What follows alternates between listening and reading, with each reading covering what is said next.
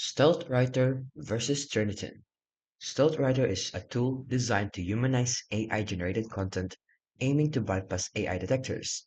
It rewrites text to read more naturally, reducing patterns typically flagged as machine-like. So the pros of it is effectively reducing AI detection scores. It performs better than other humanizers like Killbot. It also has some user reports, which includes success stories where Turnitin didn't flag content after humanization.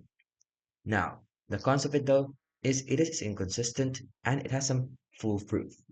Now, Turnitin on the other hand is a leading plagiarism and AI detection platform used widely in education. It compares submissions against a vast database of student papers, academic works, and web content to flag similarity and AI-generated patterns. So the pros of it is it has some industry standards. It also offers robust AI. It also has an helping educator maintain academic integrity through structured reports. The problem though is it has reliability issues and it has false positive happens. And some universities have disabled the AI detection feature due to inaccuracy. So overall, StealthWriter is better suited for users trying to bypass AI detection by rewriting the content.